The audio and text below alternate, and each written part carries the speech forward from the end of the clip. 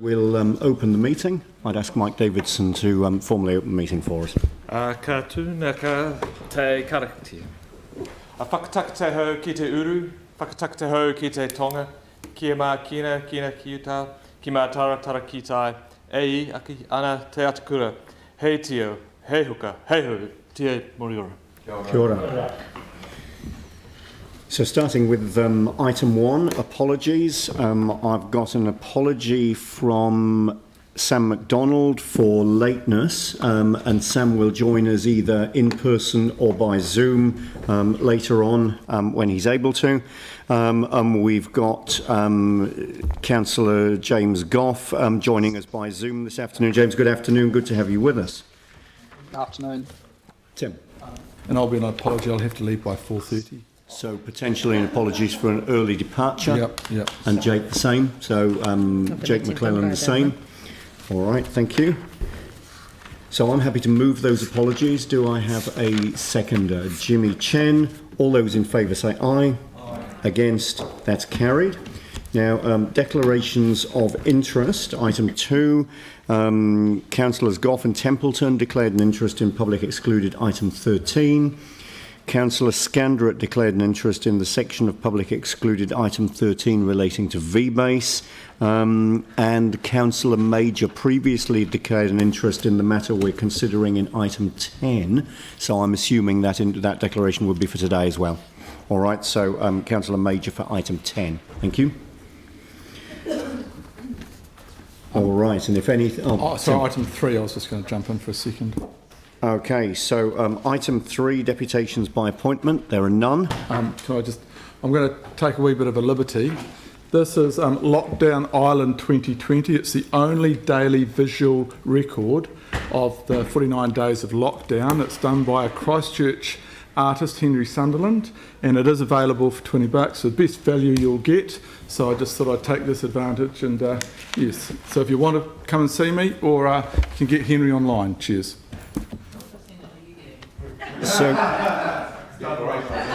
So we're defining that as a matter of public participation, are we? Okay, thank you. Presentation. So public participation, deputations, there are none. Presentation of petitions, item 4, there are none. That brings us now to item 5, the waste management and minimisation plan. So I would invite staff to the table.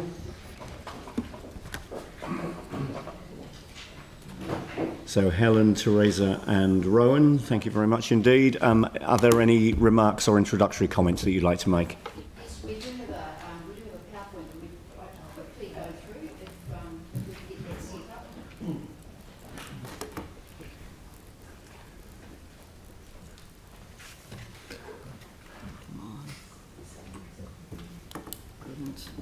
All right. So thanks very much.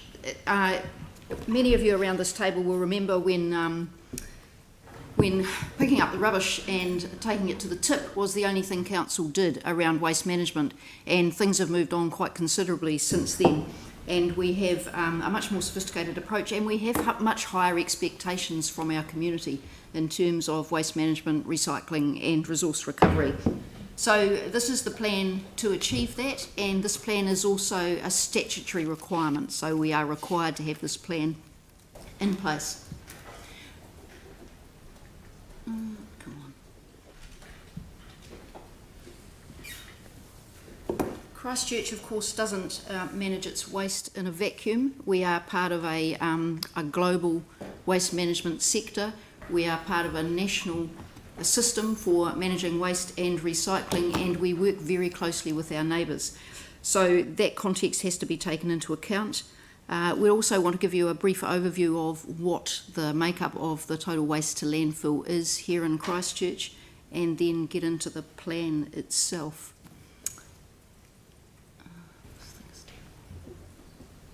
Right, so that international context. So production and management of waste is a global challenge. And the old model of simply shipping rubbish and contaminated recycling material offshore for someone else to manage is changing quite a lot. So in March 2018, China brought in the National Sword Policy. that introduced thresholds for contamination in recycling material, so that that stopped us and many other countries shipping highly contaminated materials through to China, particularly paper and plastics. And in January 2021, the Basel Convention, which is again about movement of waste across boundaries, is going to limit contaminated material and plastics and certain plastics from being shipped across boundaries without specific permission. So in essence, the markets are getting smaller. The requirements in terms of the quality of the material are getting higher, and the prices are either going down or in fact the returns are negative, so we have to pay people to take some recyclable material away, which is still considerably cheaper than taking it to landfill. Now, governments around the world have been responding to all of these changes, and our government is no different. So the Ministry for the Environment has set up this national task force, and they have a program of work.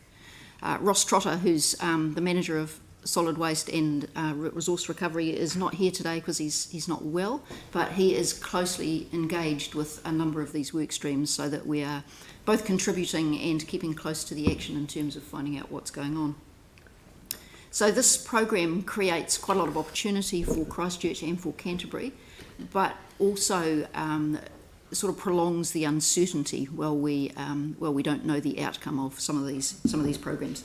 So there is some uncertainty and some period of transition before these things will come into effect.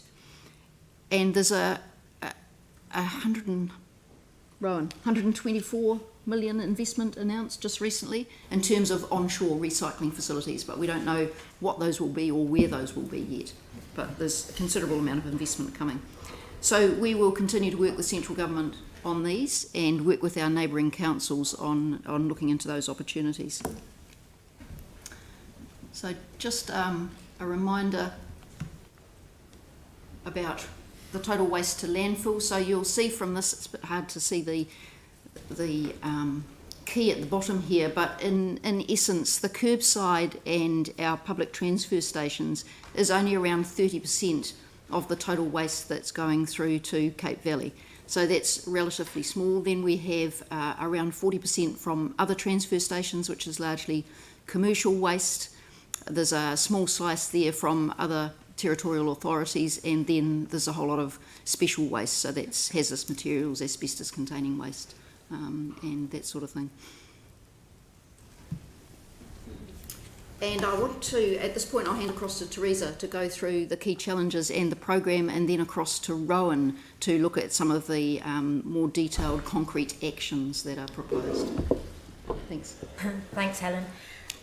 So just a quick summary of the key challenges, as they're written up there. The first one around our recycling systems. Helen noted a couple of minutes ago that there is a significant amount of central government investment going into this challenge. It's not just us that have the challenge, but certainly COVID-19 was a reminder of the reliance that we have for our recycling systems on our international markets at the moment. The second key challenge that we've identified is around the services and expectations of residents, and we've had a number of reminders of that recently. Even the single-use plastic bags at checkouts is just a simple reminder. With this, we need to again work with central government on waste minimisation initiatives and opportunities. And the third one is around the products themselves. So although we do provide recycling and organic collection, many products and components that still have value are still going into our landfills. We have a system-wide challenge at the moment around our resources, and solutions are required to support us reusing and recovering materials. We also note they're the three key challenges that we've identified, and also although we started the development of this in lockdown, we have been able to engage with a number of internal and external stakeholders as we've worked through these challenges and then developing the plan.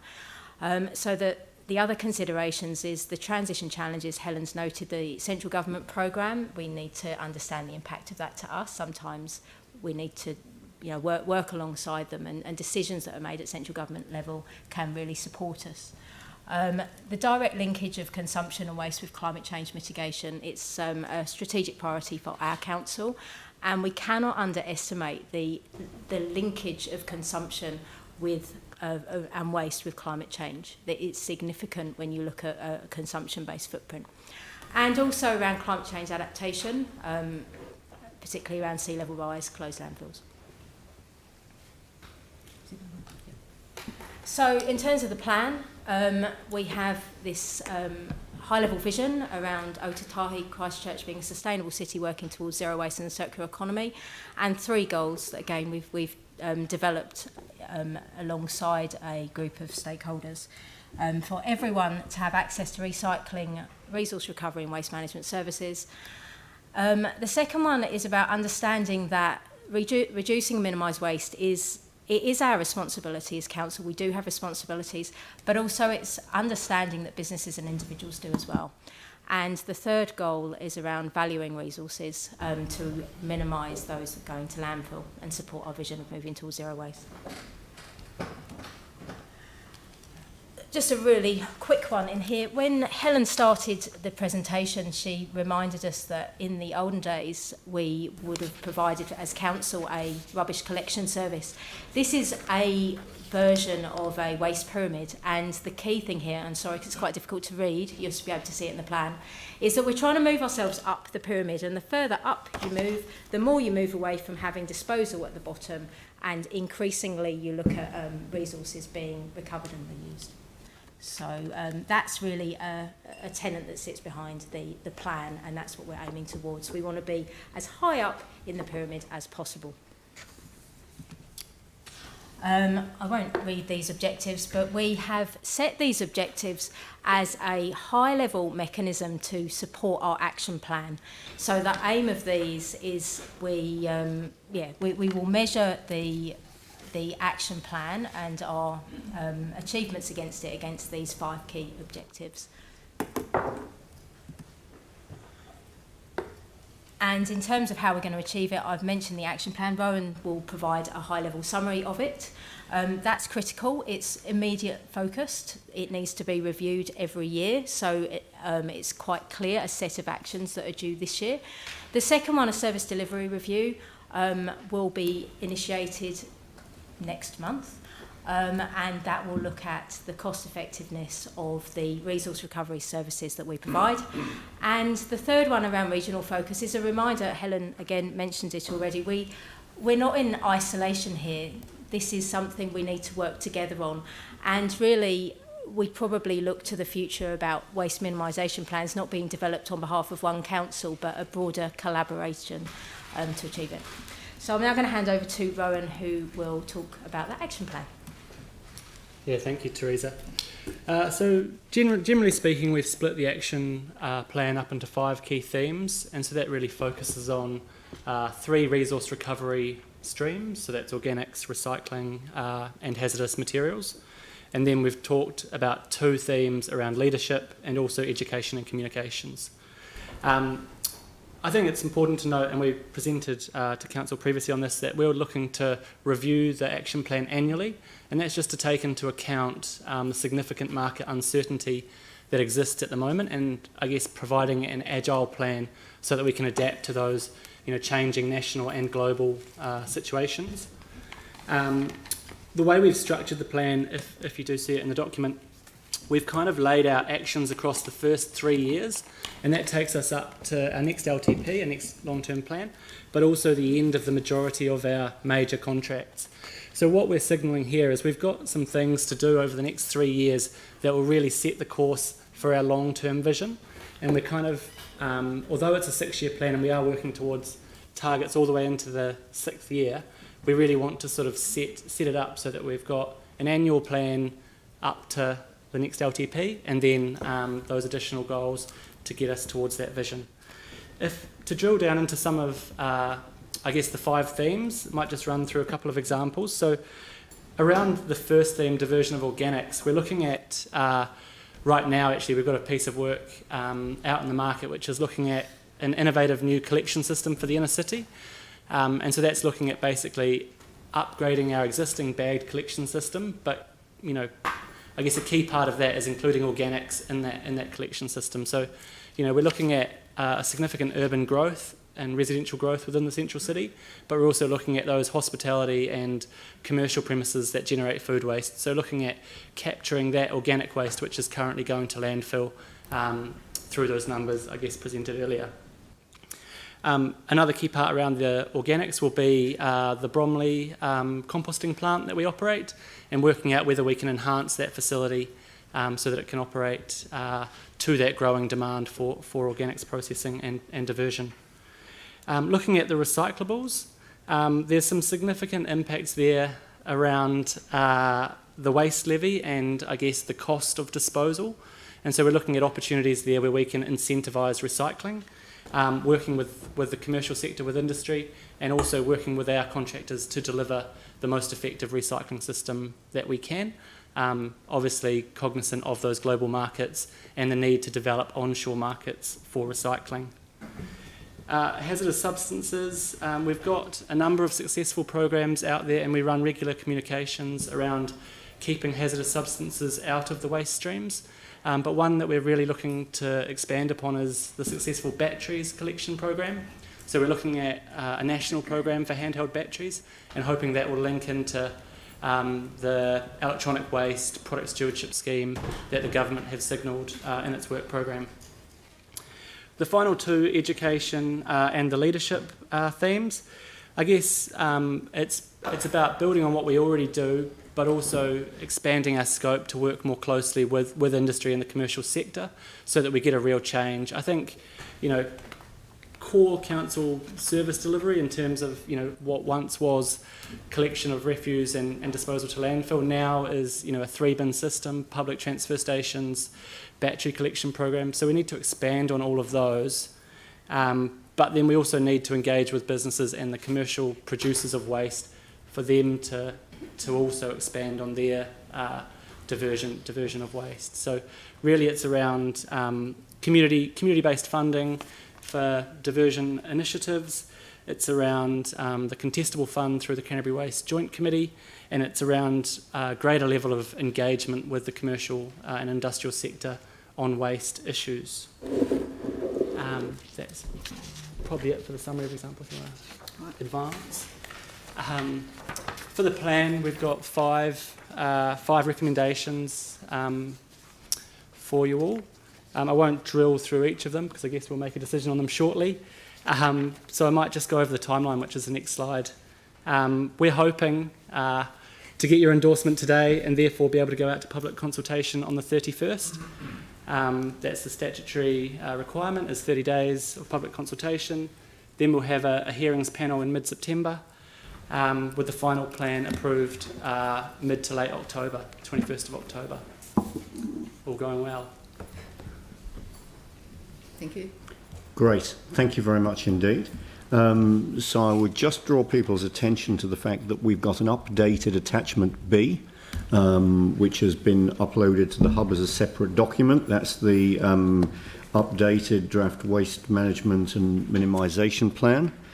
Now, does that mean that we need to make a small change to this recommendation rather than just attachment B, just by putting as attached to the minutes? Would that be correct? Yep.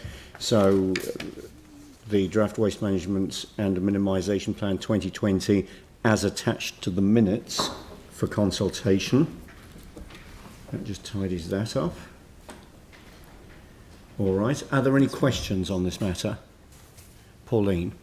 Yeah, thank you. With the reduction of our recyclable products going overseas, what's the level of that reduction, and are we sending any offshore at the moment at all? Yeah, absolutely. So we still have strong markets. Well, we still have markets for the majority of the recyclables that we've always exported to international markets. I guess some of the work that we're doing is around safeguarding if those markets fail in the future. Oh, okay. But hasn't China reduced a lot because of the contamination? Yeah, absolutely. So, but is that going somewhere else now? Yeah. So China previously accepted about 60% of the world's recyclable commodities. Yeah. And when they implemented China National Sword, those, I guess, accepted materials had to find other markets. Our material was largely going to other markets in Southeast Asia, and continues to do so. Okay. And another question in the plan on page 26, and we talk about EcoCentral's feasibility study, and the wording is that it's begun a feasibility study into the future of recycling in Christchurch and parts of Canterbury. But shouldn't we be looking like further than that, like perhaps a whole South Island model, or looking at what we're facing with water these days, Don't you think that's a little bit limited? And even a national option. So do you think it'd be worth expanding that wording into actually looking further? Absolutely. I think the point there is that EcoCentral have their current customers, which obviously Christchurch is the majority customer, but also other territorial authorities and commercial individuals, commercial organisations. So their sort of sphere of influence is limited to their capacity at their plant. I guess council, we may look at a more holistic or potentially South Island wide, working in with those national directives around economies of scale. So council should be running a parallel study into other options as well. I think we have to consider the options presented by EcoCentral because that is our current system. But where other options exist, and I mean the batteries example is a great comparative. There would be scale in New Zealand for one battery reprocessing plant, so we need to work at that national scale for that particular commodity or that particular product. For each individual product, there will be a balance of the right economy of scale, and that's related to transport and processing efficiency. So I can't kind of second guess the right balance for Christchurch at this point, but that is what we're looking at. Right. And with the organics in the central city, I mean, looking back to when we were doing the district plan, and I wanted to have a provision there that apparently the rationale that it's not picked up currently is because the trucks can't get into all the cafes and things, there's no room, and I thought there should have been provision for those trucks to get in, but we didn't get that through.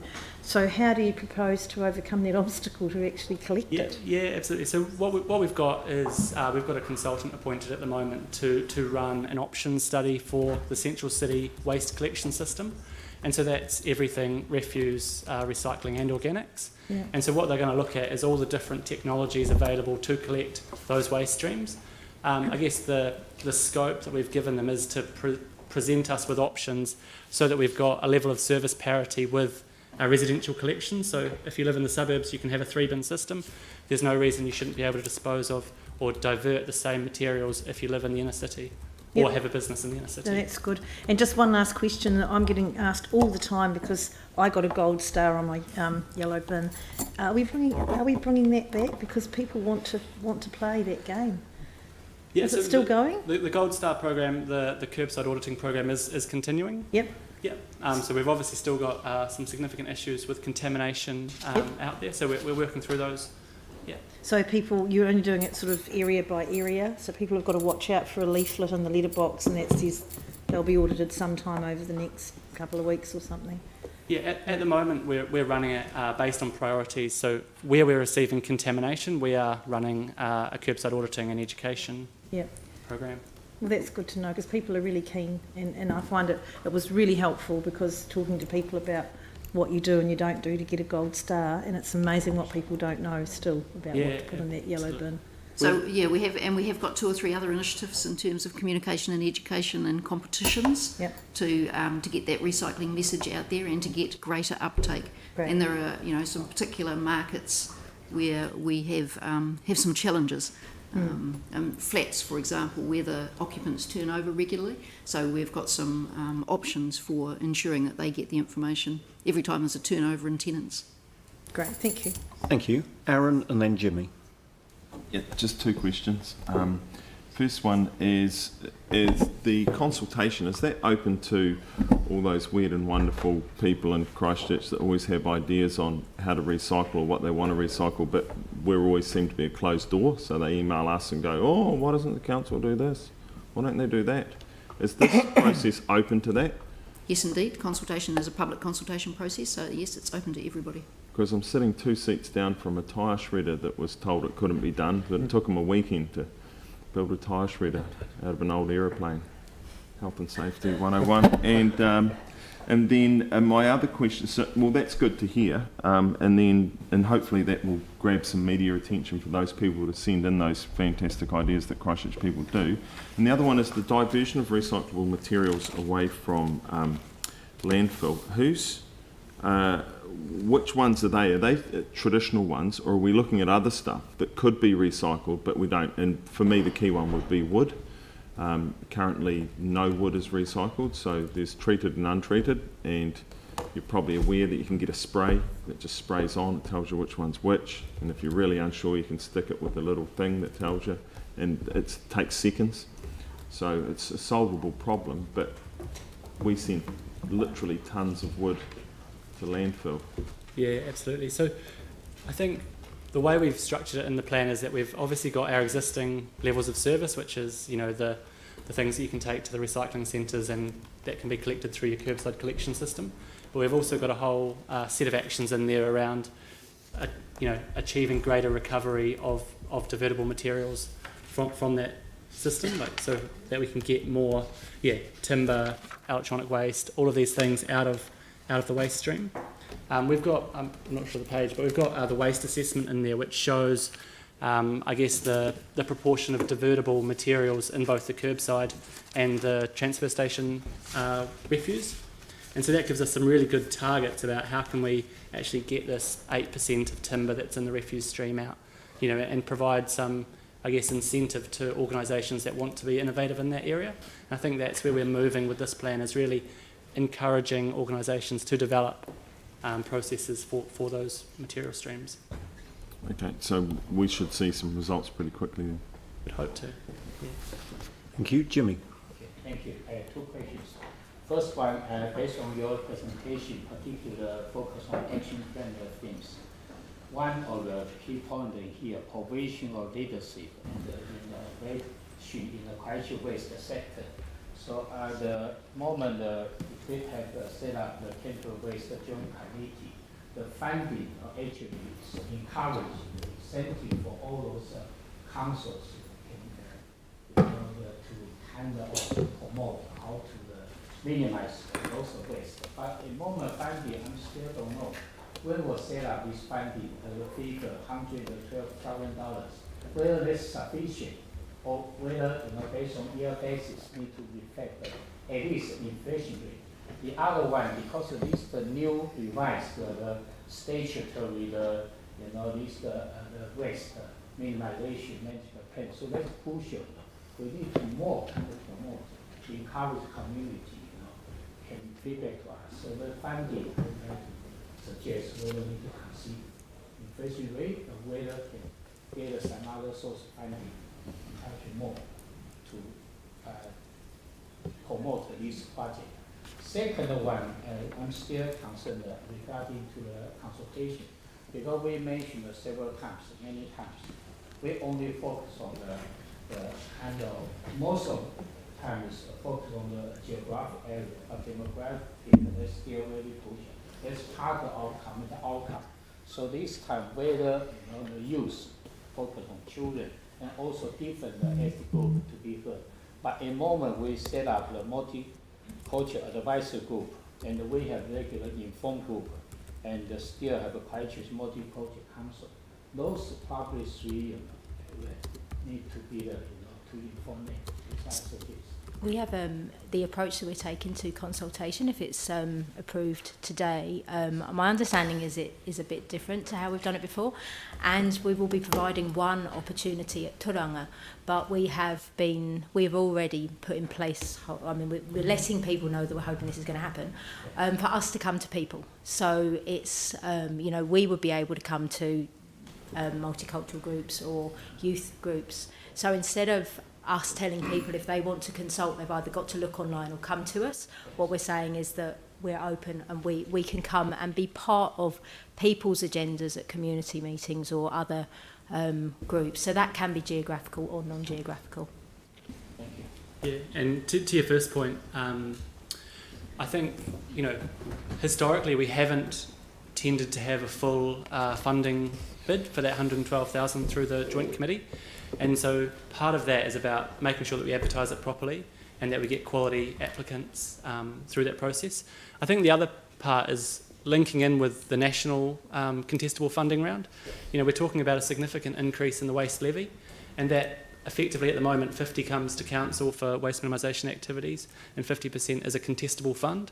And so working more closely with businesses, community groups, individuals on their great ideas, you know, for the waste minimisation fund, for that contestable fund. So it may not be that we need to increase the funding to the Canterbury specific fund, but we may want to support organisations looking at national or nationally significant projects through that significantly increased fund that's available.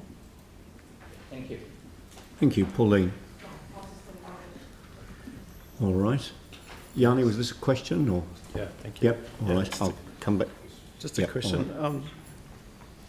In regards to, like, what's pretty clear from here is that organics and recycling, we're kind of exceeding our targets, but for the curbside collection, the waste to landfill's failing. So I'm just wondering, in terms of the inner city collection, given that that's got a kind of different system in terms of the bags, if there's any lessons that we've learnt from that around waste minimisation, particularly the red bin type stuff. So I just wondered if we'd seen less, if we had any targets for the inner city, if we'd met those or exceeded those, and if there was any lessons learned. The scale of the inner city collection is quite minute. So we operate, you know, the daily red bag collection and a weekly recycling bag collection. And so what we'd like to have is I guess a more balanced collection system, whereby it's just as convenient to recycle or to recover your organics as it is to put your refuse out for collection, because at the moment we have a system that heavily favours putting refuse out for collection. So that's, you know, I guess the information that we're going to work on in terms of building a better system that can capture and therefore divert more material. I don't know that we have specific data on that red bag and yellow bag, as it were, material. Right, so we don't have any targets for the central city at the moment? No. Okay. So would we be able to ask for some sort of way in which we measure that or monitor it so we can improve it? Yeah, I think the really difficult thing is understanding the growth forecast for the central city. You know, we've got projects like the 8011, which is 20,000 residents in the central city. So if we get that number of residents, we're obviously going to have a recovery system that can meet that population base. And so I think once we have the options presented through this piece of work that's underway at the moment, we can start to set some targets. It's just that we don't know what our capacity to recover materials is until we select a system. And I just wondered if any thoughts gone into urban design in terms of waste, recycling and organics collection, in terms of a number of the consents that we get for multi-unit dwellings tend to often not have the appropriate adequate space for the 3-bin system. And I just wonder whether we've got any work streams looking at you know, what that does and what we might do to improve. Yeah, so the same work program, this piece of work around the inner city, is looking at, I guess, future population growth, but it's also looking at our existing developments and the potential to service those existing developments, particularly ones that fall outside of council's system because of the way they were designed. So we've kind of asked the consultants to come up with something that would enable council to service both existing and future developments. So in terms of like the 6-storey tower blocks now in the suburbs, is that able to kind of consider, you know, on a same sort of principled basis, if you've got higher density, less space, what systems could be looked at? And looking at something other than 3 bins for each unit. Because 3 bins for each unit is a lot of handling, both for the people who are living in the units and the trucks who need to pick them up. So yes, we are looking at options for that. Okay. And just, I guess the other kind of big question is, in terms of that curbside, the waste, where we're not meeting the target, I'm still struggling to see what you're proposing that we do different to meet that target for the red bin. I think part of it comes from the conversation earlier around that materials stream, so understanding what is in that refuse stream and particularly what is dropped off at the resource recovery centres. or at the transfer stations, I should say, because we collect 45,000 tonnes of curbside red bin waste, and we collect 70,000 tonnes at the transfer station. So can we incentivise when people are dropping off material to drop off a recoverable item, or to recycle that material rather than put it in the tip? I think that the key challenge with why we haven't met that target around curbside diversion of waste to landfill is around the changing consumption pattern. I think nationally, New Zealanders produce about 760 kilos per person of refuse to landfill. In Christchurch, it's 530. So we are actually doing quite well in that space. But it's that change in the materials that are in the red bin and the refuse stream over the last 10 years. There's been a massive growth in plastics and combined materials that we can't recycle through the system we set up for recycling. So we've grown the type of materials that make up our refuse stream through our consumption patterns. So we have to address those materials in order to drive down diversion or drive down waste to landfill. And I guess the final question is a bit like Aaron's point. There's a lot of people with new technology, new ideas, new concepts. I'm just mindful of what we've just been through with water, where at the end of the process we're sort of told, well, you can't, go down that, even though people have made submissions. Can I just really understand that we can be as open and creative as we want based on the submissions that we receive in terms of what we might do from this? This is kind of a different than an annual plan. Absolutely, and particularly in the action plan component, where we see the need to be really agile in that action plan and indeed update it every year, so that we take advantage of any new ideas, new technology, new opportunities that are opening across Christchurch, Canterbury and nationally. So basically, if someone comes up with a really great idea that we don't have in here, and we hear it through the submissions, we will have the power to add it to our waste minimisation strategy. We can add it to the action plan. A good thing to do. Or certainly add exploring it to the action plan. Right, okay. Yep. Cool. All right, thank you. I'm keen to move this on. So James and then Melanie. James. Kia ora, thank you for the report. It's really good and clear. My question is, I'll start with a statement. I feel, though, that this is a little bit like ambulance at the bottom of the cliff. In other words, there are products and packaging that we're having to deal with that come into our households or to our businesses. So you're saying here that the key challenge is that we need to work with central government on waste minimisation initiatives and opportunities. Is that part of it, them looking at it and saying, we shouldn't be allowing these products to come in like that?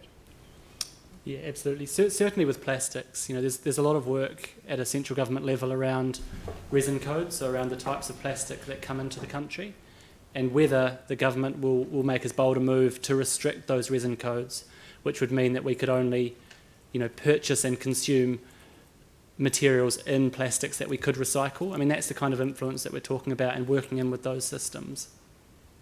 So that's underway now? Yeah. Great. Yes.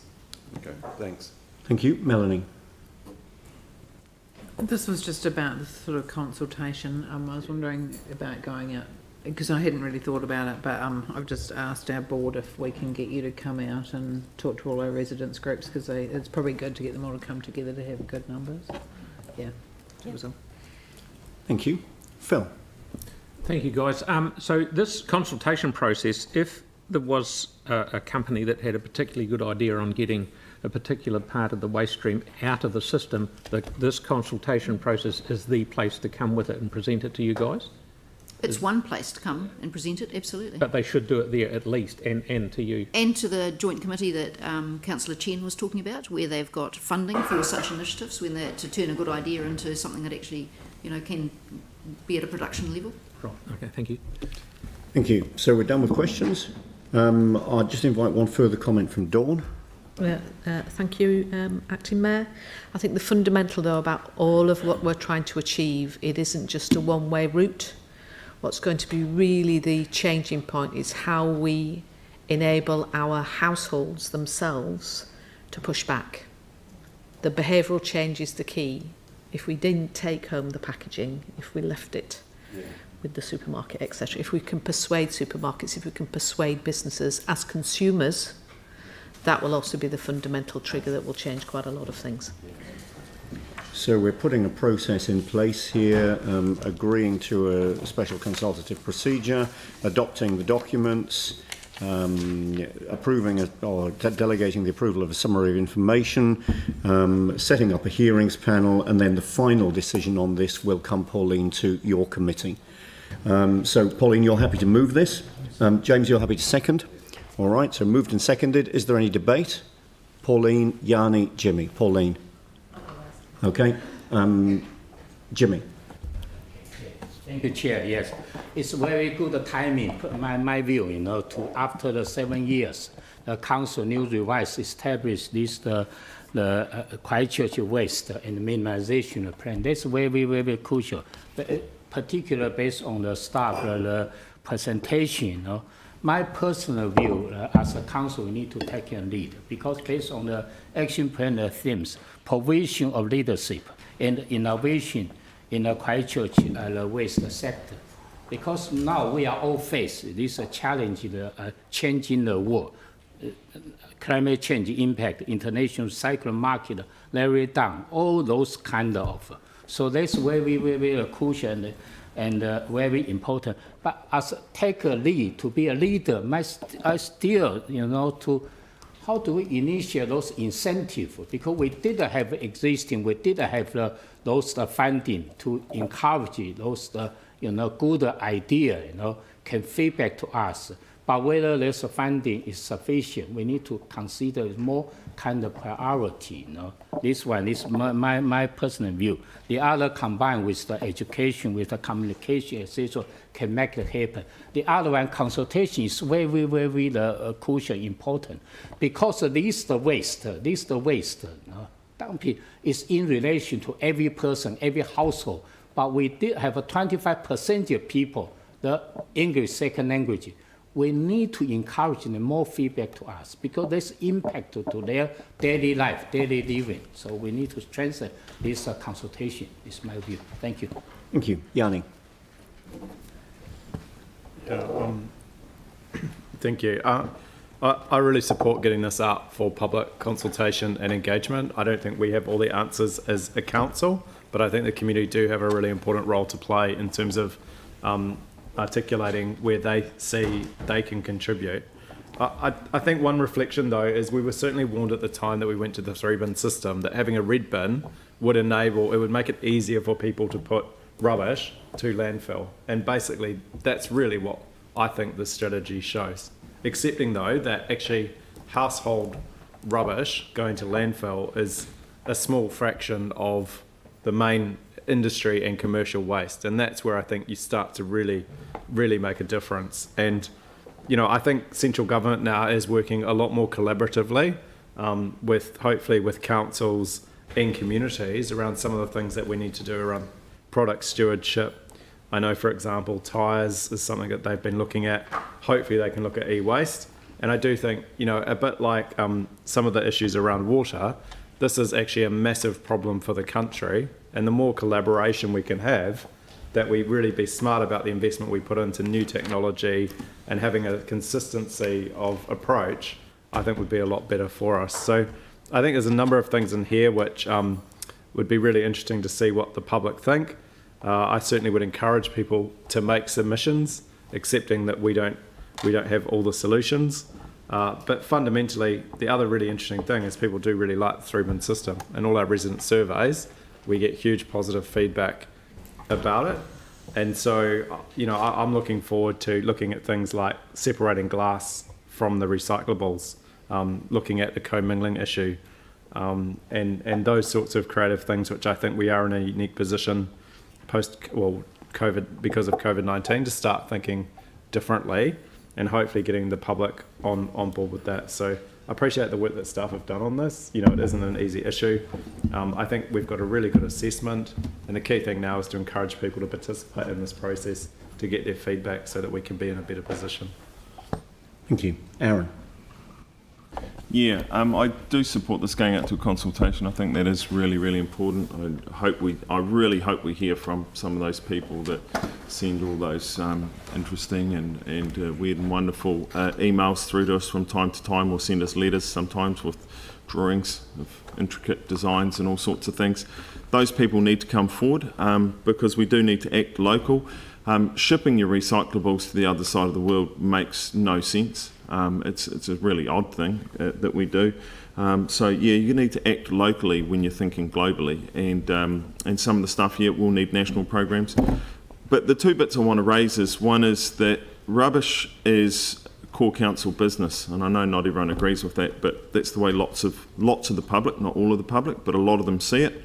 That along with roading, water and sewage, that rubbish is one of our big ones, and it is.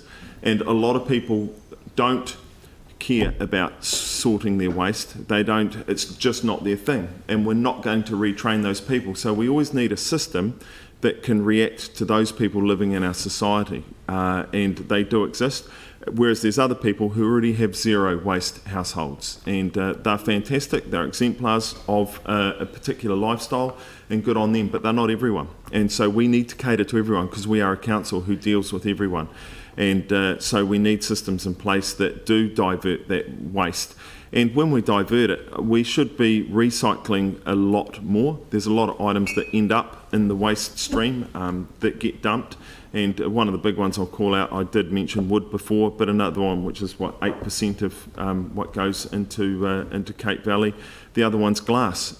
We don't recycle glass. We say we do, but we crush it up and dump it under roads. It's just not dumped in Cape Valley. It's dumped somewhere else. That's not turning it into recycled glass tiles or glass products. So we've got a long way to go, and we should always be proactive, not reactive, because it wasn't hard to tell that the world recyclable market was going to change the way it was. Maybe not as quick, but it was always going to change, and we should be ahead of the game, not behind the game. And we like to portray a clean green image in New Zealand and in Christchurch, and we have to walk that talk. And so this gives us the opportunity to do it, and let's hear from those people, because the council can't do it on their own. Some of the solutions can come from the public as well. Thank you. James? Oh, sorry. No. I was counting. Oh, right, okay, I thought you had your hand up, that's all right. I appreciate the work done by staff on this, and thank you for getting these documents to this point. Certainly welcome going out to consultation, and I do look forward to hearing from the community on the matters raised. The community definitely does have a role to play here. Individual action and household responsibility actually could make a really big difference to outcomes in this space, and I think going out for consultation with these detailed documents is absolutely the right thing to do, and I welcome the feedback. Pauline, I'll come to you to close the debate. Oh, thank you, and I do want to recognise the work the staff have put into this, and especially you, Teresa, on the back of the Section 17A review that you carried as well.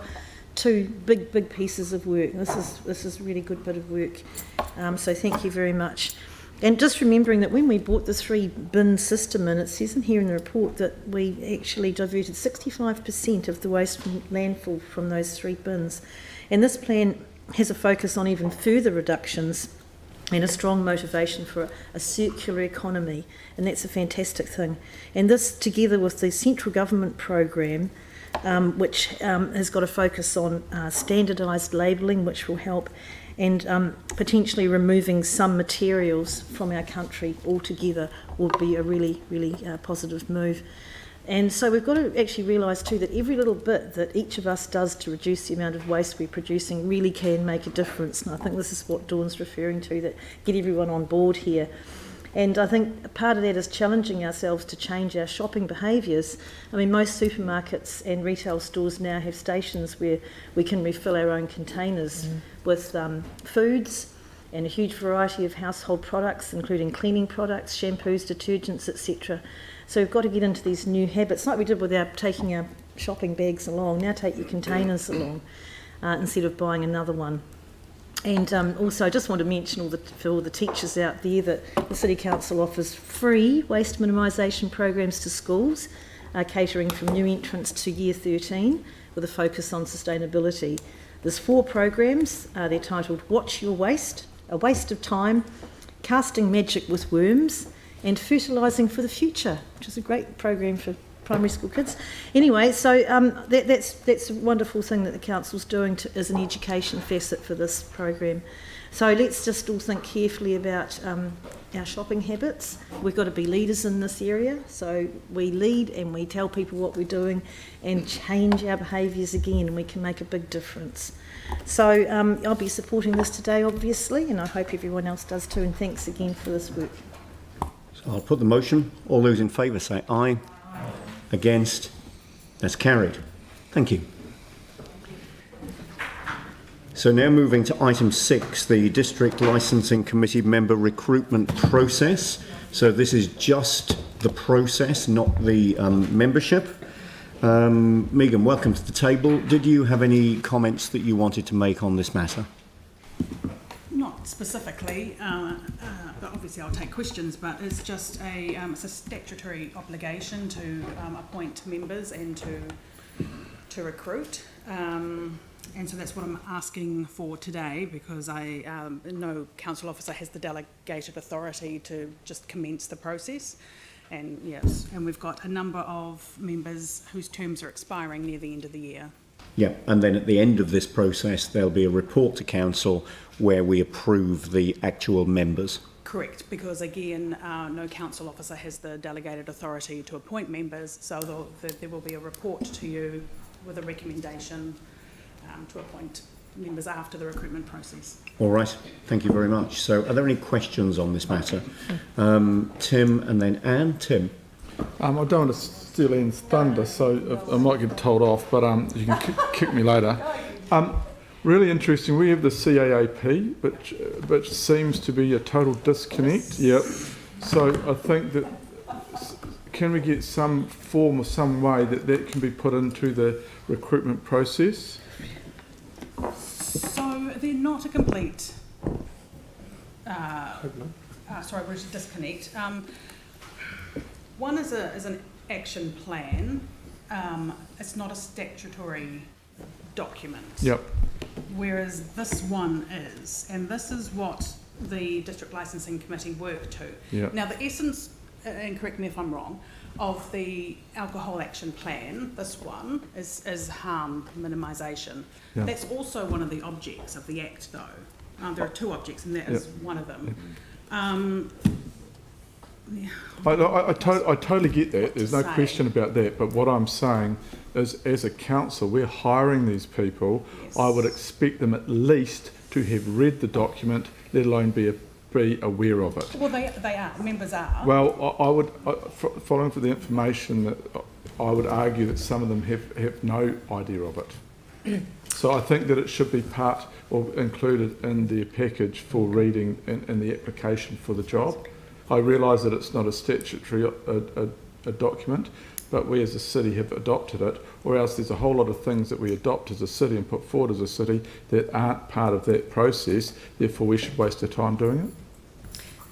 If I can just add something here. Yep. The District Licensing Committee, although it's a committee of council, it's a very special committee. Yep. And it's mandated by the Act, and it's essentially a judicial body. Yep. It's supposed to bring impartiality to its decision making, comply with the rules of natural justice. It has the powers of a commission of inquiry. The CAAP is a document that has been put forward before in evidence in support of people making licence applications that are heard by the District Licensing Committee, and then if it's appealed on to ALA. There was a recent ALA decision that the District Licensing Committee had said that, the things in the council action plan that were the CAAP that were put forward weren't relevant. The ALA left that matter open, but said that in that particular case, the matters that have been put forward weren't relevant to that decision. So it may well be a document that ALA, that the DLC members will consider in dealing with a licence application, and they need to be able to deal with that impartially and just consider it as part of a case. I don't believe it's appropriate for the council to put it in its recruitment package to say, here you go, know all about this, understand this, get on board with this, because that's not their job. They're supposed to be an impartial decision maker. So if we were to put the question another way, will the Christchurch Alcohol Action Plan, in terms of the recruitment process, through the recruitment process, will people's attention to be drawn to the fact that that document exists? There's no reason why it can't, is what you can say. But Yeah, I mean, I'm hearing the the advice that, you know, limitations we shouldn't be suggesting the amount of weight that should be given in considerations and cases and so on. But, you know, I think the spirit of the question is, can we draw applicants' attention to the existence and the importance of this document through the recruitment process?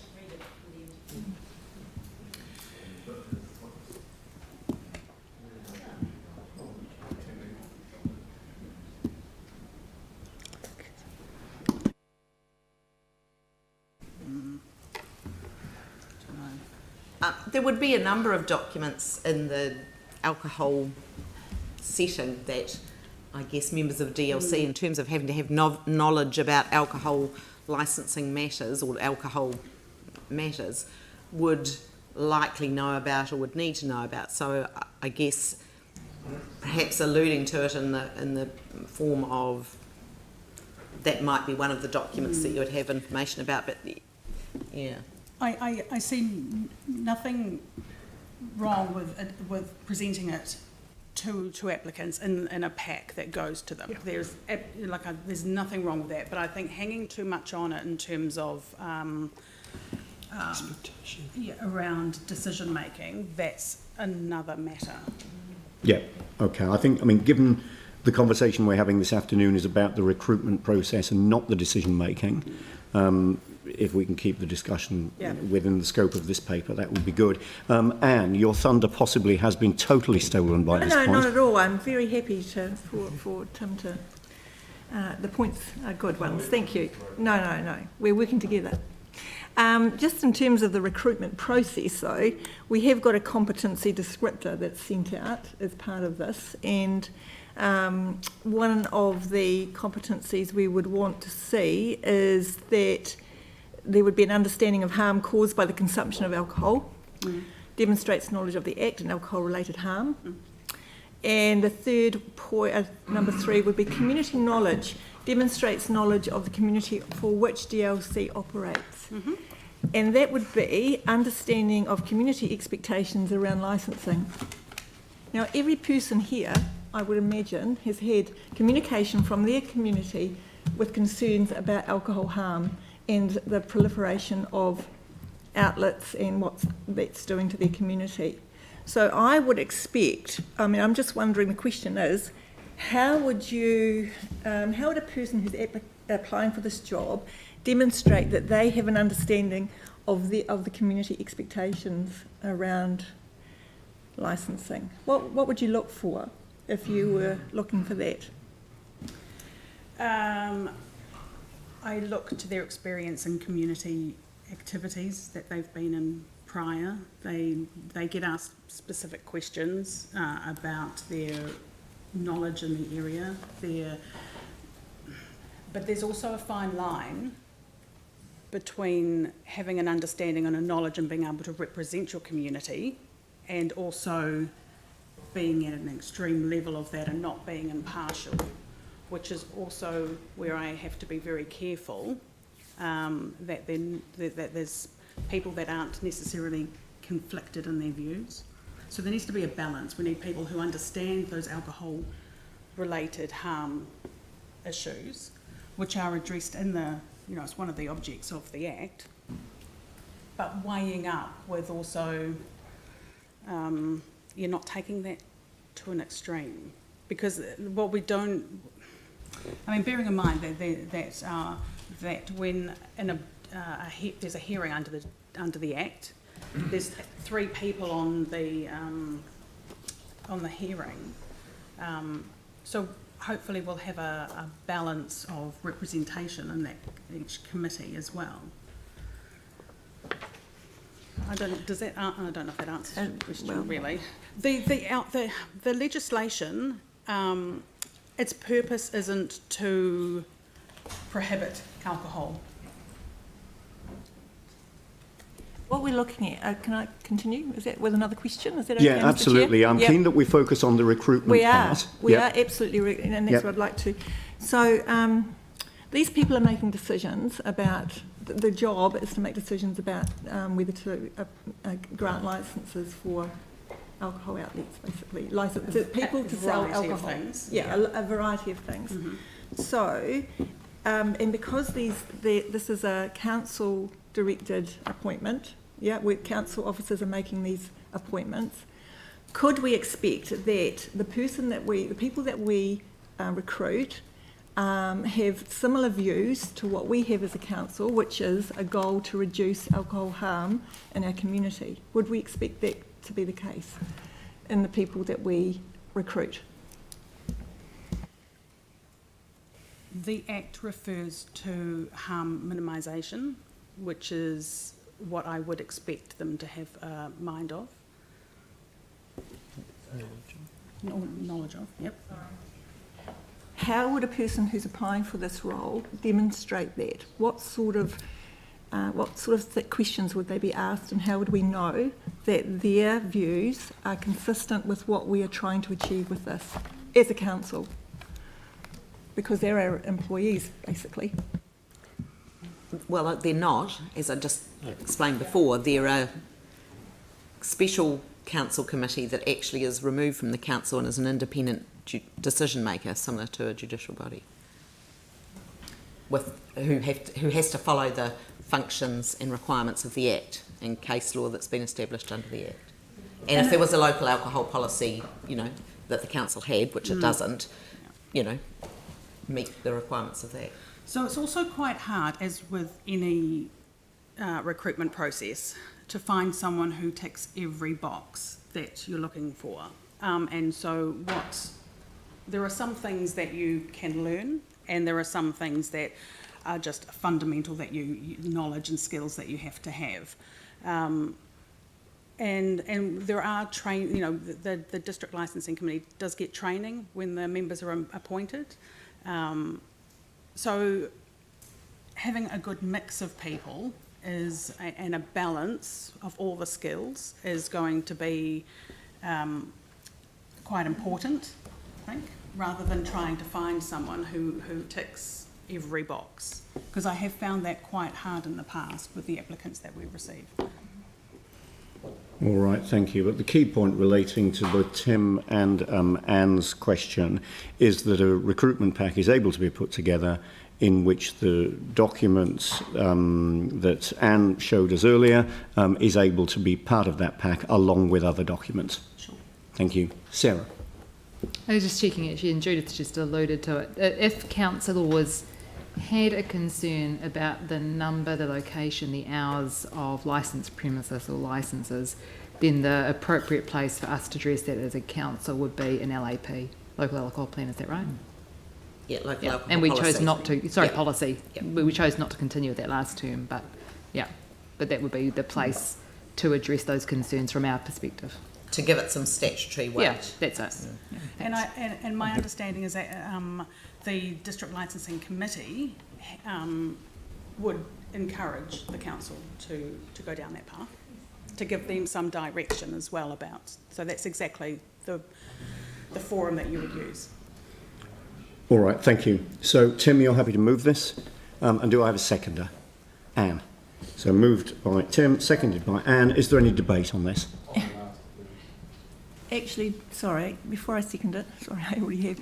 Is there an opportunity, could I ask council to consider adding a recommendation in here? Is this too late to do that at this point? Well, this has now been moved by Tim and seconded by you. If Tim's in agreement, then we could. Tim, are you in agreement? Just depends on what it is.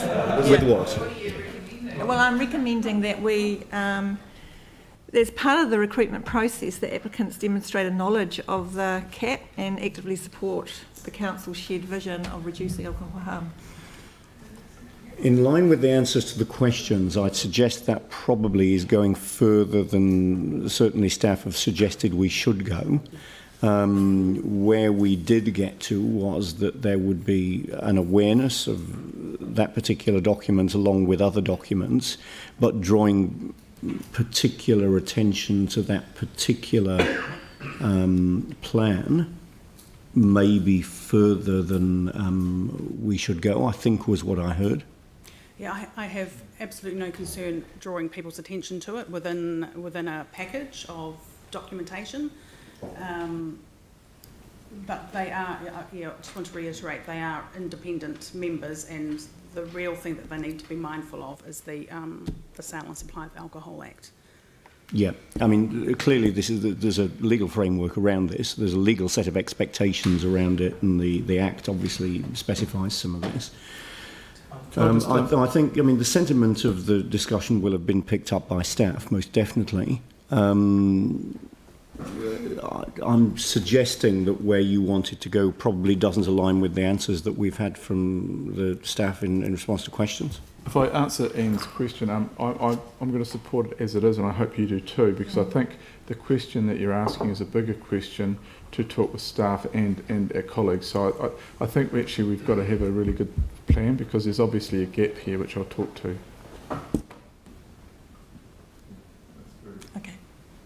All right, but I think the sentiment and the direction you want to take is clearly understood and will have been picked up.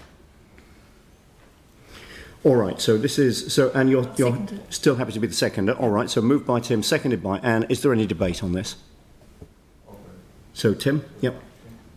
Yeah, look, thank you, and it's very clear what the process is, and thank you for the report, and obviously I've moved it, I support it, but there is a real issue here, and we do it quite often in the sense that the expectation from the public to the reality and what the expectation is are different things, and I think that's where we've got to have a bit of a talk and look at going forward, because we did a lot of work on the CAAP, but technically to find out that, you know, there's no way we can debate the proliferation of bottle stores in a certain area is exactly what the community want, and we totally missed that. So I think there's somehow, some way, we as councillors have to have that discussion. Where it is and how it falls, I'm not sure. I'm totally kind of blind on that one, but I'll just raise that with the acting mayor and our CE to look. There does have to be a discussion. We have gone down the road with an LAP, and that kind of didn't go anywhere because of certain reasons, which probably, you know,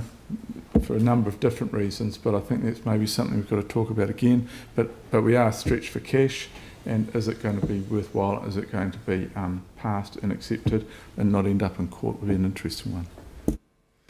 All right, thank you. So I'll put the motion. Anne, did you want to speak? Yeah.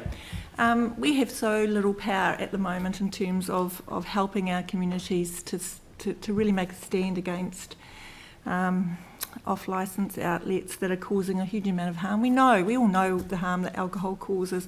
I was hoping that we might be able to strengthen our arm a little bit here and actually really have some control over making sure that this document, which is actually a partnership between police, council and the CDHB, and a huge amount of work has gone into, and has got a very clear vision of reducing alcohol harm.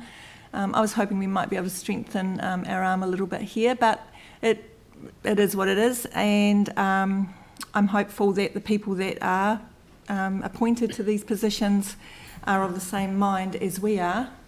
But I also think this opens up the discussion about the LAP and the need for it. We don't have any other power really to stand against the alcohol industry unless we have one. So I would really encourage us to start thinking about that and look forward to future discussions. But happy to agree with this today. So I'll put the motion. All those in favour say aye. Against? That's carried. Thank you. So now moving on to item 7, the submission on amendments to the National Environmental Standards for Air Quality. So we have a draft submission for a submission period that closes on the 31st of July. All right, so Pauline, you're happy to move. Mike, you're happy to second. Were there any questions for staff on this? Phil? Yeah, just so I'm just understanding it, it's going from PM10 down to 2.5? Yes, a simple answer is yes. Slightly more complicated is their MFE are proposing to retain PM10 to monitor it because it does have some bearing on public health. But the more critical measure and what they're proposing to add to the NES is 2.5. And do some log burners or solid fuel burners meet the 2.5 all right? Or are we sort of writing off any log burners going forward? I can't answer that question. What I can tell you is that the log burners that are for sale for people in the Christchurch airshed do meet not only what MFE are proposing for the amended NES, but go further. So the ultra-low emission burners, which is what you would have to install if you're a typical residential property in Christchurch, in the Christchurch airshed, which is most of what you might call urban Christchurch, so it's most of Christchurch except for Banks Peninsula. The emissions can't be greater than 0.5 grams per kilogram of fuel burned. So it's a different set of measures compared to PM 2.5, which is the concentration of very small particles in a cubic meter of air. So they're apples and oranges, basically. Okay. And the other thing, this has got nothing to do with dust, has it? Yes and no. Dust dust is a particulate. Yes. One of the reasons why MFE are proposing to add 2.5 is that there'd be occasions when an airshed, a geographic area, would exceed the PM10 standards because of things like a very windy day blowing dust around. So not sure if that answers your question. Okay, so what I'm getting at is that, take dust for example, PM10 I assume is a size. Yes. And PM 2.5 is a quarter of the same size. So it's smaller bits of dust could... micrograms. So it's, they have an illustration. It's much smaller than the diameter of a hair is PM10, and so yes, PM 2.5 is that much smaller. Okay, thank you. Yeah. Thank you. Any further questions? Yanni. Yeah, I just wondered, in regards to our submission, I've read the Parliamentary Commissioner for the Environment's report that led to this, and there are a number of other things in there that don't seem to be addressed. So I just wondered, in our submission, whether we wanted to raise some of those issues around particularly the health impacts in terms of the building quality, and also the use of unfluted gas heaters, which seem to be causing a huge health issue. I would say that's up to the council. The NES, the way it's structured, is about outdoor air quality and not indoor air quality. So it kind of sounds like what you're It kind of misses the point of what the Parliamentary Commissioner for the Environment was raising, which was there's an environmental aspect and there's a health aspect. And that's what, if they, as I understand it, obviously because Canterbury's done an air plan and it's got quite stringent requirements around solid fuel burners, we're not as impacted as other parts of New Zealand will be. But I just wondered whether we wanted to take the opportunity to make any comment around the role of health and the need for the government to really address that. Again, I would defer to the decision of the council, but I would note that, and it is quite limited, the NES is focused on, well, two things now, particulates and mercury emissions. But the particulates standards that they're proposing for PM 2.5 and the one that we have for PM 10 already are those that are recommended by the World Health Organization for public health. But what we're hearing you saying is that this NES relates to outdoor air quality, not indoor air quality. So any comment on indoor air quality would be out of scope for comments on this document. Yeah, I would say so, yes. Thank you. And it's just a reminder, I mean, the submission is due on Friday. And so we might be able to explore some of those other issues through some other mechanism. We have sort of sought feedback on this initially in June and then at the beginning of this month. So we do have a tight time frame that we'll Indeed, yeah. No, that's well understood. Right. So can I just check and round? Is there any PM 2.5 that comes from diesel emissions? I don't have that information in front of me, I'm sorry. Right. Okay. I just think my understanding again from reading through the different things is that obviously some of the diesel is quite concerning in terms of the PM levels. But again, my personal view is for council to take a wider approach rather than a very strict approach to just what's in the air, particularly if we read through the Parliamentary Commissioner for the Environment's report where, the recommendations were, for example, whether the PM10 short-term rule still has value, and then the impact of air quality rules on other public health issues such as cold, damp homes, and how air quality policies might be designed so as to achieve progressive improvement. So, I would certainly raise some of the wider issues. Maybe we don't need to go into a lot of detail, but it might be worth just to, maybe have a paragraph or two that just highlighted that we still think those other issues are important so that we don't lose sight of them. I mean, if we're going to make a submission that requires quite a lot of in-depth to sort of have a look back at that, so we'd need to be mindful of just understanding what we wanted to say in that regard. Yes. I mean... Because it's not something that was in the scope of the standards proposed. Yeah, exactly. I mean, that comes back to the point I made around, submitting on the matters that this NES covers rather than the broader approach that Yanni is suggesting. I'm just sort of turning my mind to what may be other opportunities to raise those issues.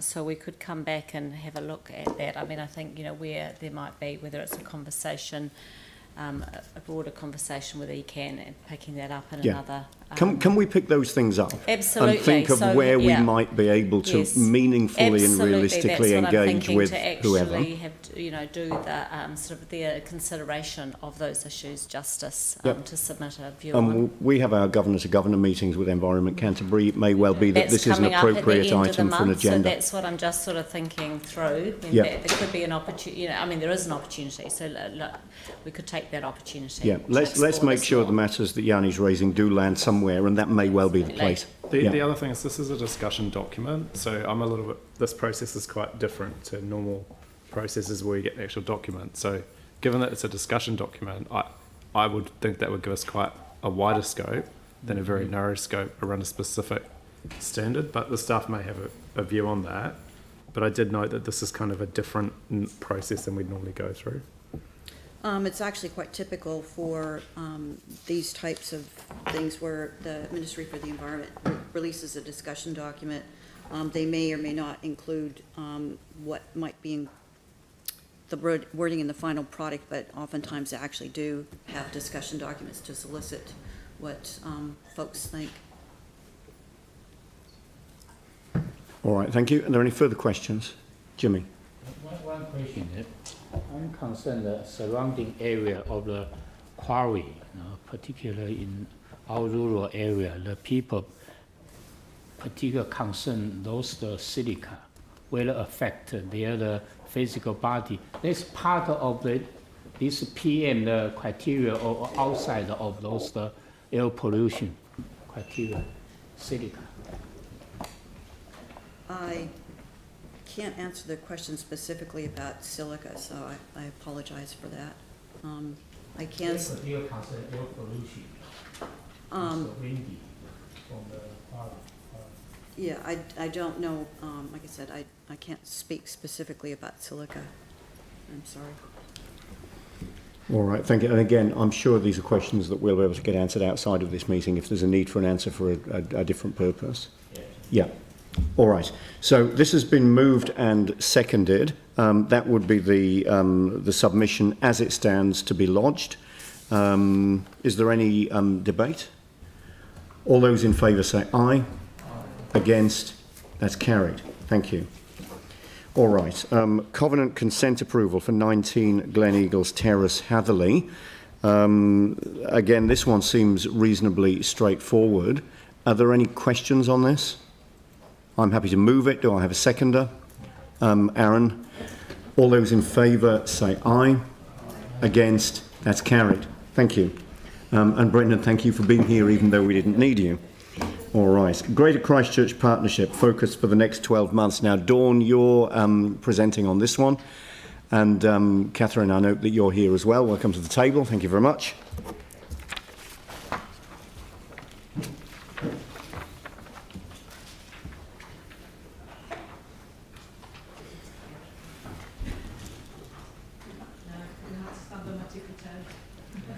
All right, so Dawn, any opening remarks on this one, please?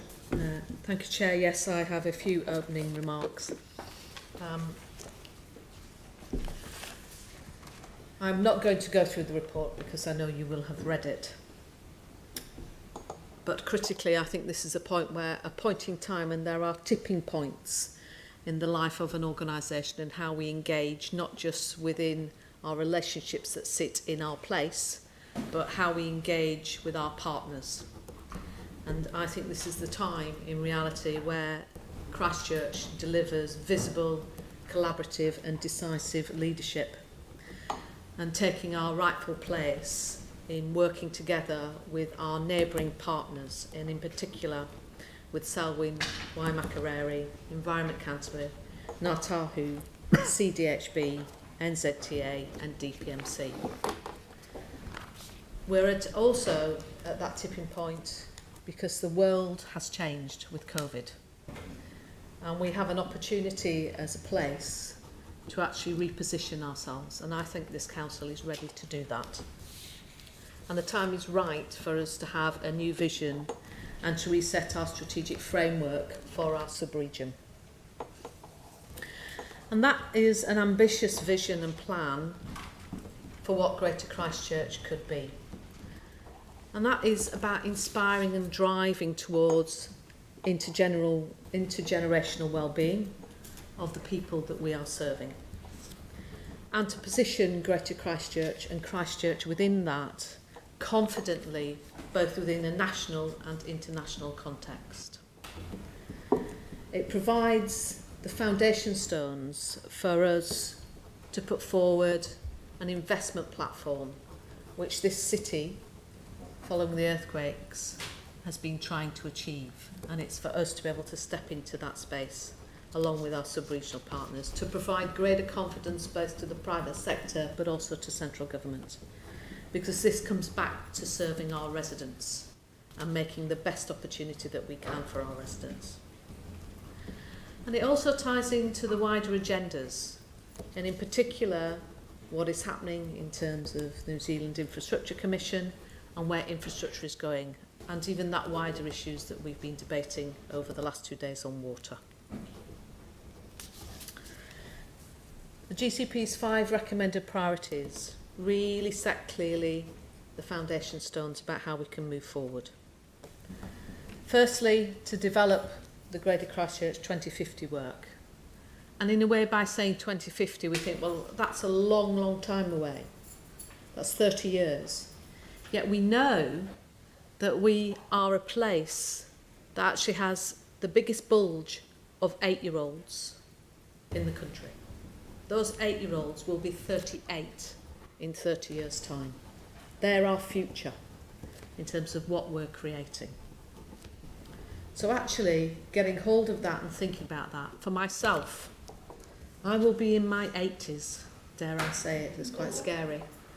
You know, so that bit about thinking, yes, I know, thinking, actually very competent, hopefully reasonably agile 50-something-year-old, and I want to be like that in my 80s, but will my city be able to cope with me and people like me and like you in our 80s, from our 8-year-olds to our 80-year-olds? that intergenerational well-being is key. And that fits in within our climate change agenda, as well as the drive around the zero carbon economy. We've been talking since my arrival and moving into a different zone in terms of our relationship with central government. And we absolutely, I think, need to get ourselves into a position where we are pursuing the Urban Growth Partnership, which we know other parts of New Zealand have been doing successfully. It's time for us to step into that space. Underpinning that are the fundamental relationships that this council stand for in terms of strengthening our partnership with Mana Whenua and iwi. And in our 2050 work, that relationship has already been embedded and they are at the table and moving towards being part of the working group on an officer level as well. Because those aspirations and outcomes are crucial if we are to be successful. So that's the forward look. But underpinning our two other elements, we absolutely have to progress our existing our space actions and not lose focus on the things that we have already signed up to and that will enable us to deliver around the urban form, but aligning our land use and transport work and our public transport system. And as I talked about COVID, actually from a greater Christchurch sub-regional perspective, the ability to learn from each other as we move through COVID and out the other end is really important. Engagement is going to be key, and we have discussed this as a council that isn't just about the people who sit around the Greater Christchurch table, but our members in our wider council environments, but also our communities. Whether that's our communities of interest, our age communities, our communities that come from all over the world. There's a real opportunity for us to be having a different conversation that will help us shape Christchurch and Greater Christchurch for the future. And we've already sparked interest from our youth communities, provided by Councillor Tempton, a letter that's come through from colleagues who are really excited by this opportunity and want to get engaged. Our relationships with central government and the urban growth partnerships, there is an opportunity for us here. And knowing that now we have the HUD, the Department for Housing and Urban Development being created, and they are interested in having a conversation with us because they see the potential and the opportunity we may have. And we do want to engage in that because we want access and we want to influence and we want to shape. At a governance level, there's been a subgroup formed, and that is the three mayors of Christchurch, Selwyn and Waimakariri, the chair of ECAN and Dr. Te Bareri-Tō working together, actually driving that agenda and feeding that back into GCP. In relation to the funding, and this is also about how we're working differently and collaborating, ECAN very recently took this report as the first stage to their council, and they have approved the ability for ECAN to loan to the other councils in this work over a 5-year period and made that commitment to how we can progress. What that will mean, if we are able to move forward as this council, that our contribution to the work will be $3,408 and $750, not pounds. And importantly, actually our contribution is less because of the commitment we made in first phase, which I negotiated. And it gives us a 5-year period in which to pay that back. So it's a very small amount each year for a very big prize. So, if this council proceeds on that basis and our other councils follow suit, we will then be in the position to actually move forward into developing the programme and in particularly developing the government strategy and the engagement strategy. Catherine Snook, who is our lead for Greater Christchurch on the 2050 work, will absolutely, working across the councils and with colleagues within our own activity here in this council, will be the linchpin in driving that work forward on our collective behalf. So I think this is a point in time for us. Our members sat on GCP are the Mayor, Councillor Davidson and Councillor Templeton, and actually that engagement has been going on through this period. So I commend this report to you, and any really difficult questions Catherine's going to answer. Okay, so are there any questions? Jimmy and then Yanni. Jimmy. Funding, I'm not sure. Regarding to the $1.18 million, this one is the ECAN as a banker, am I right? Mm-hmm. But if we share 37.5%, if we review paragraph 5, we need to repay the 600,000. Why is more than half? It's not. Why this figure? Where this figure come from? 600K. So our normal GCP work is 600,000. This is separate from that. Oh, that's separate. Yeah. Oh, so that's a different from we contribute for 37.5%. I'm not, Jimmy. I'm sorry. I'm not quite sure what you're asking me. I asking that because you want one. You have 1B, we share. So it will be less for us in reality. Yes, it will be less than the 37% because we'd already contributed in the first phase of the work, which is why our contribution is less at 348,750. Okay, thank you. Thank you. Yanni. Thank you. Thank you for the presentation. You know, it is heartening to see that this has been taken really seriously as an opportunity that we need to embrace. I just wanted to check on the social and affordable housing. You've got reference to it in here as one of the actions, although it just says, this is just 5.23, developing a social and affordable action plan. I just wanted to check that that includes housing, that's for housing. And I just wanted to check, it also makes reference to the actions of the our space continuing. So can you just tell me where we've got to with the social and affordable housing actions from our space and how it relates to this as a priority? Yep. Thanks for the question. The Social and Affordable Housing Action Plan was identified through our space, as you've pointed out, and that is currently in progress, that item. So it's out for, there's a consultant producing a report for the Greater Christchurch Partnership, so the partners are all contributing to that, and that report's expected back to the Greater Christchurch Partnership Committee in October this year. Right, so is the MOU being signed and a project plan and project lead being put in place? So some of those detailed milestones that were set out in our space when it was committed to haven't been followed exactly in terms of the milestones, but overall that program is on track to be completed in 2020 as per what the space indicates.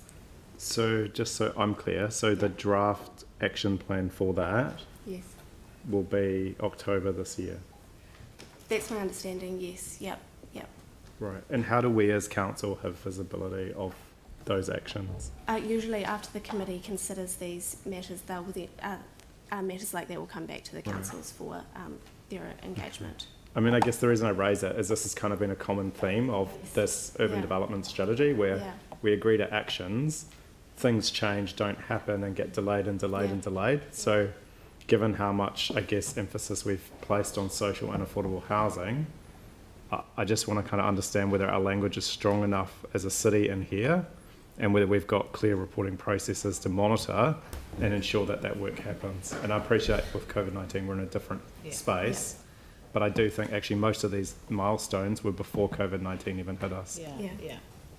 And I can't really comment on the past, Yanni, in relation to that, and I'm sure you'll appreciate that.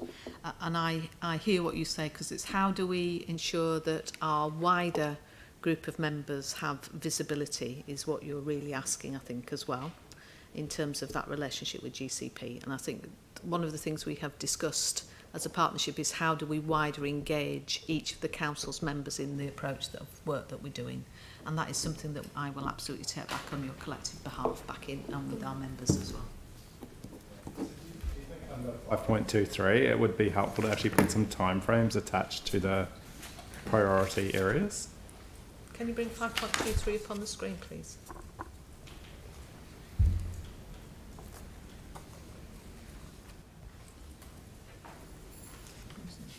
Is it part of the report, Yanni, or is it? It's page 98. So this is the report rather than the recommendation. It's work I think stream Brendan's really. going to help me out here because he will know the detail far more than I will. Yeah, 5.23 is referring to the work that is already committed either through the regular work streams of the Greater Christchurch Committee or through particularly the airspace documentation. So it's the airspace was of course a statutory document that all councils, including this council, signed off. So that's the mechanism. I think it would be very difficult for council to now include different or alternative timeframes of its own. I was trying to make sure the existing timeframes were met, which we've now heard have slipped. So I wasn't trying to put new things in there, but in terms of work stream 3. Yeah. Just to clarify on that, the end result in terms of the social and affordable housing plan, the time frame overall will be met. It's the detailed milestones that were within that which have adjusted as per, So overall, the plan will be delivered as per what was outlined in our space. Maybe in terms of work stream 3, you're going to look at the priorities and the current work programs, and then you're going to proceed with the ones that you've identified, given the announcement that was made last week. Is that, and then do we get like a revised action plan based on that work stream 3, or just 97 and 93?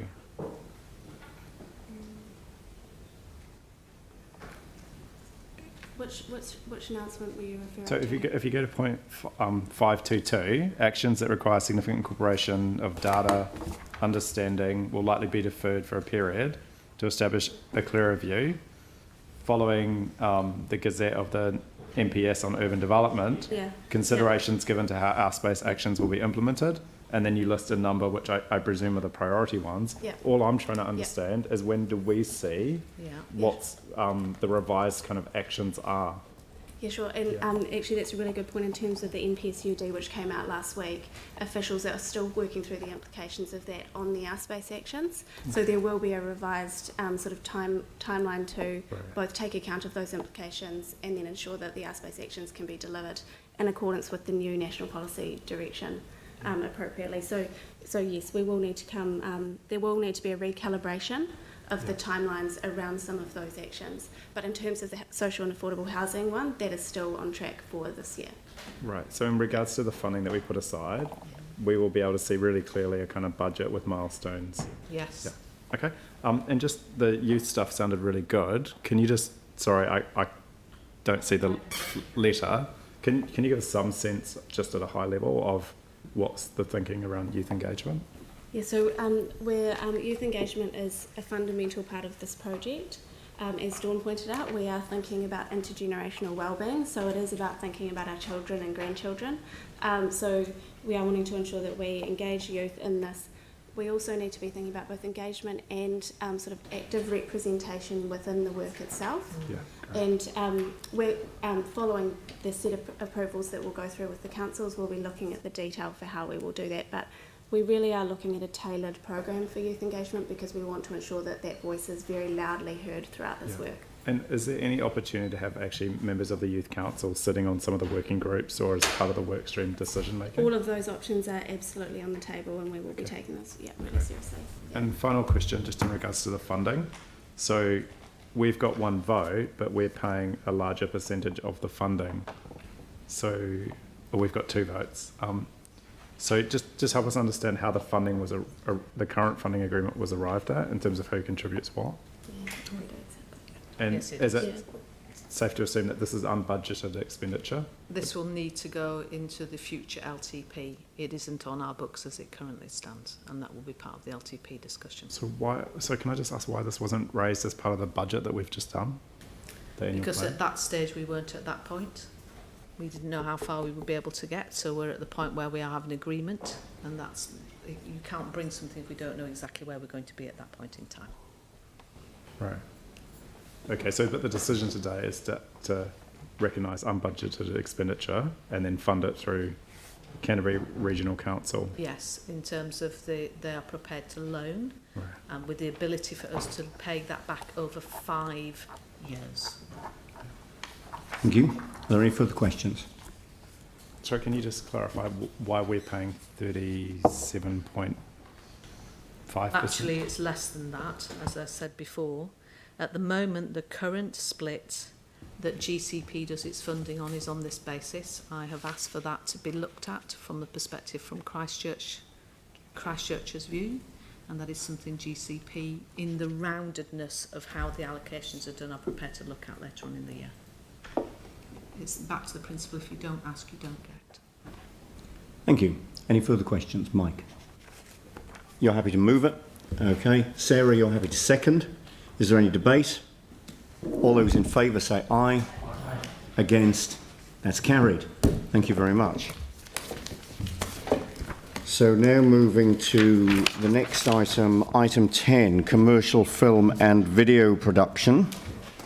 The Section 71 proposal. So David, welcome to the table. Thanks for joining us.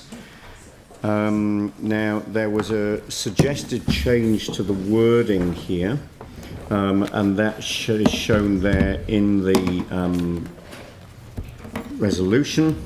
So the new wording is there, and it just relates to production facilities, including pre- and post-production, rather than just referring to pre- and post-production. It's more inclusive. So that's fine. Now, was there anything you wanted to point out before we take any questions? No, I'm happy to take questions. So let's go straight to questions. Are there any questions? Okay, I'm happy to move this. Aaron, you're happy to second? Any debate? All those in favour say aye. Aye. Against? That's carried. And an abstention from Sarah and from Mike and from Jake. So noting abstention from Sarah, Mike and Jake. Others in favour, that's carried. Thank you. Okay, Civic Financial Services, item 11. Linda, thanks for joining us. It might be good just to get some comment on exactly what's going on here. So the Civic Financial Services had their AGM in June. A vote was taken on whether the board should set aside their decision to cut the fees to members and instead present to shareholders the trade-offs from doing that, cutting fees to members versus shareholder dividends. The resolution was carried at the AGM, and subsequently we've been advised that there will now be a special general meeting to take the vote again because Auckland Council has advised that it voted incorrectly.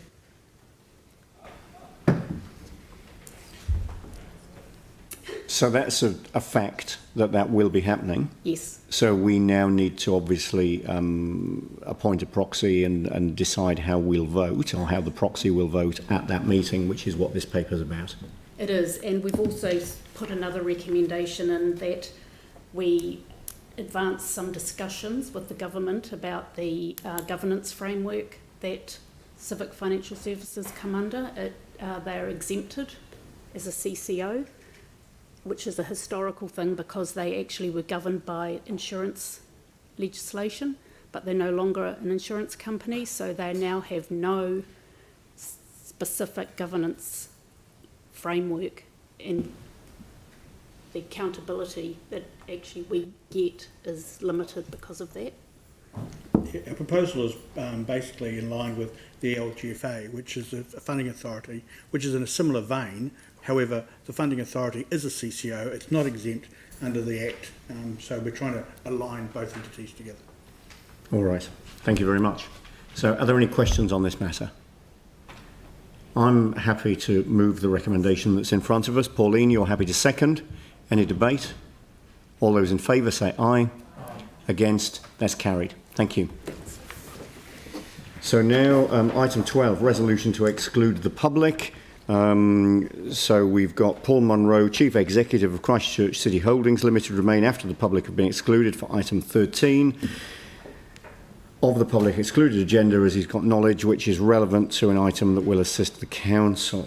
So I'm happy to move that we exclude the public. Sam, you're happy to second. All those in favour say aye. Against? So all those in favour say aye. Against? So Yanni is against. That's carried.